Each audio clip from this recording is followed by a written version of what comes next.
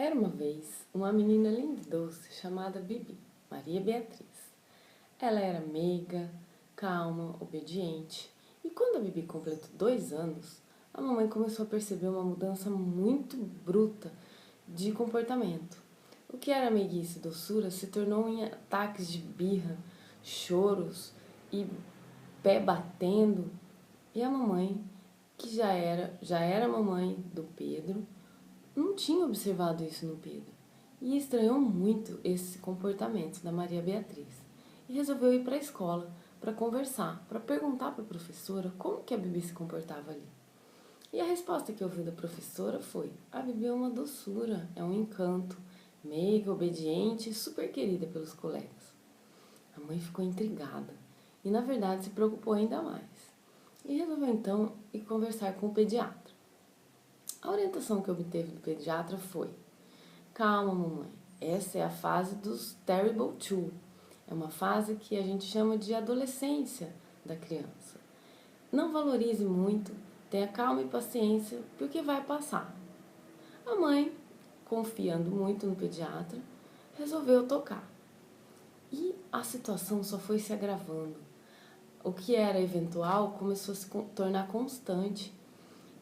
A família começou a passar por situações muito constrangedoras, em casas de amigos, em festas, familiares, em shoppings. Não tinha um lugar onde a Bibi não desse um ataque de birra.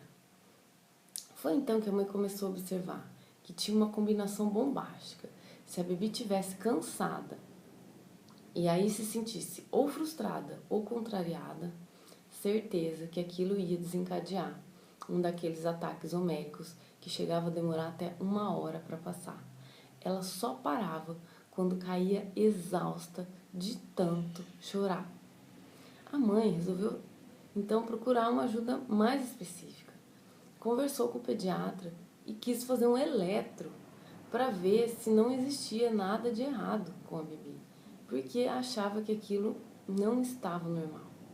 O pediatra deu uma risadinha e falou: como não é um exame invasivo, que nós não vamos correr nenhum risco e nem judiar da Bibi, eu vou deixar você fazer o exame para que você fique tranquila. Eu tenho certeza que não vai dar nada de errado. Mas a mãe insistiu em fazer e fez o eletro. Adivinha qual foi o resultado? Tudo normal. Pelo menos neuronalmente falando, neurologicamente falando, a Bibi não tinha nenhuma alteração. A mãe, então, se sentiu frustrada, exausta, porque, na verdade, ela estava perdida, não sabia como lidar com essa situação. Então, resolveu procurar a ajuda de uma psicóloga. E ali escutou que isso que a criança estava passando era normal, que era devido a um desenvolvimento muito abrupto que eles passam nesse período da parte intelectual. E aí, algumas outras funções não conseguem agir de uma forma, funcionar direitinho, porque o cérebro está passando por um momento de desenvolvimento muito abrupto. E, aliado a isso, a criança agora tem uma capacidade de se comunicar muito melhor, de explorar o mundo muito melhor, e como o pediatra havia dito, que agora a criança observa se ela agindo dessa ou daquela maneira, ela consegue interferir no mundo ao seu redor. As orientações da psicóloga foram bem semelhantes às do pediatra, mas um pouquinho mais além. Além de não valorizar e de lidar com normalidade e paciência, a psicóloga orientou a tirar sempre a Bibi de cena. Então, se não tivesse plateia, que talvez os ataques de birra durassem um pouco menos, ela desistisse de fazer a birra, já que não tinha ninguém olhando. Então, a mãe, quando a Bibi começava com os ataques, recolhia ela num lugar fechado até ela parar. E ela só parava quando ela dormia, exausta. E o tempo foi passando, os ataques foram se espalhando, não eram mais com tanta frequência, até que com 3 anos e 4 meses, por aí, a Bibi voltou a ser aquele encanto e aquela doçura de criança que ela sempre foi.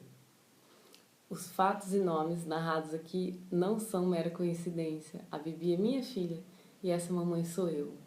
Minha amiga, essa fase dos Terrible Two que eu passei com a Maria Beatriz, eu posso te garantir que foram um dos momentos mais difíceis para mim como mãe.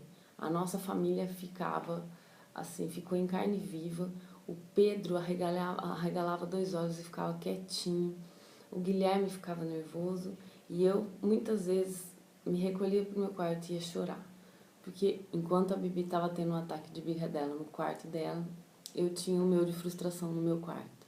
Chorava por não saber como lidar. Eu vou te dar 2 conselhos de comadre nesse momento. Lide com naturalidade e paciência.